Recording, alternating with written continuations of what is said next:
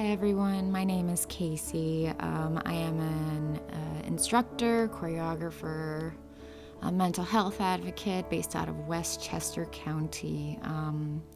And as most of the world knows, we are not doing too good up here. So I wanted to put this video together for some of my students and honestly anyone that can really use it. There will be many more to come. And I hope you guys like it. And if you want to comment, share, let me know what kind of video you guys are looking for. I got a lot of time on my hands and I'm happy to help. All right, let's get started. I obviously really like to improv. I think it's really important during times like this that we have some sort of outlet. So we're going to start with 16 eleves and 16 releves. Now through the eleve series, you want to keep all the muscles in your legs engaged, your calves, your knees engaged, so your quad then engages up into the abdominal muscles. You can leave your hands by the side or gently rest them onto your hips. Now when we get into the releves, you need to release the knee, obviously, in order for that plie, semi-plie to happen. But you also want to keep your torso in line. You want to make sure that you are not rocking back and forth. And keep a center of focus and know that every time that you do reach the top of that releve, everything locks back up again. So it is a release, and then you bring it up again, release, up again. We're training our muscles when to engage when we want them to. That's control. And now you're going to take a you're going to take a balance. You're going to shift your weight over, engage all the muscles in the leg up through the psoas. And then when you can't balance anymore, fight for it. You're going to bring it down to the lunge. Now you want to make sure that front leg stays perpendicular down to the floor, like a T. An upside down T, that is. You want to drop your pelvis as much as possible. Now when we just brought that up, you want to bring your pelvis and your hips straight up to the tendu, and then sit back. And then I always like to do this because I feel that it elongates the stretch in your hamstring. You bend the back knee, flex the front foot up. And I bring it back down to a lunge, both hands on either side of my foot. I put my back knee on the floor. Now, keeping my chest forward, I take a gentle arch back. Now, you have to have abdominal muscles to keep you in place. That'll keep you from falling from one side or the other. So if you're not comfortable doing the arch back, just keep it uplifted. And then you push back into the triangle position, which I'm in right now. And again, you want to make sure that the bent leg is perpendicular to the floor, so you are in an actual triangle. And then we want to turn it out. Now it's important that we keep our back leg turned out as much as possible. You can go down to your elbows if you can. Now, I cannot get there all the way without having to turn in my left leg, so I cannot go all the way down, or else the stretch is not effective to me. Now, this is what I like to call my pretzel to the corner. So you want to bend into the corner and scoop up the front leg, keeping both sit bones on the floor, keeping your back as straight as possible, and really give your gluteus a nice good stretch. Now here, I slightly interlace my fingers, open up my chest, and then I let my wrist fall, which opens up my chest even more, giving our rib cage a nice opening up and a cambre back.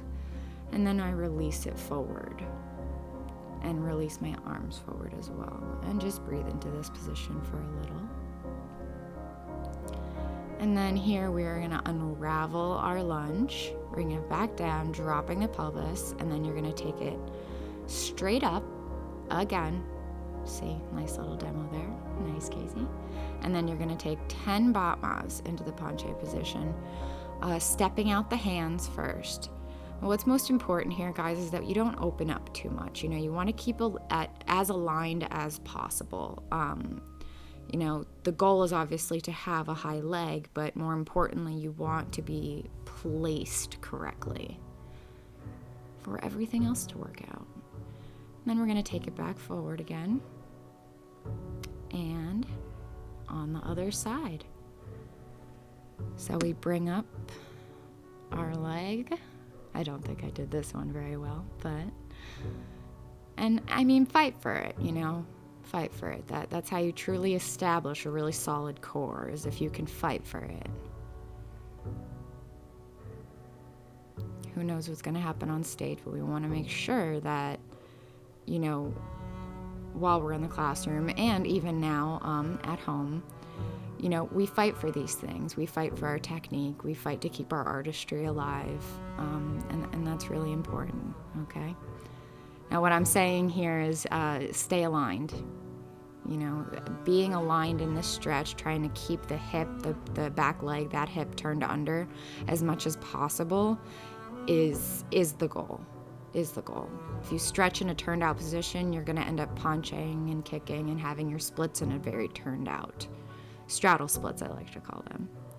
Okay, same thing here, keeping the chest forward, and only if you're comfortable, take an arch back. If you're not comfortable, just push yourself up onto your knee with your hand, but keep that lunge forward, and then pressing back into the triangle position, keeping the back hip tucked as far back as you can, and if you're completely flat, you want to cross over. I'm obviously not completely flat, but I still cross over.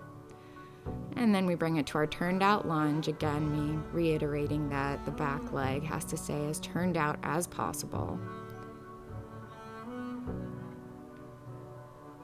And I can go down to my elbows on this side. Imagine that. And then we pretzel. That's our pretzel to the corner. Make sure both sit bones are on the floor and your back is straight. And I basically hug my knee up into my chest, and I pull my shoulders back and I lift my chest up. And you want to make sure you're really sitting down into that left or right hip, you know, whichever way you're following this video. And then I interlace the fingers on the back, opening up the rib cage, release the wrists so the rib cage opens even more, taking the arms up and over and relaxing forward, and then relaxing the arms forward so we can really relax our backs. You know, over time we end up holding so much tension in our shoulders that we really forget about it, you know, as dancers. Back down to this lunge, hips straight up, step the hands out, keeping the foot in the tendu, and 10 batmas. Into the banche position. Being very candid here, this is not my best side, but that's okay.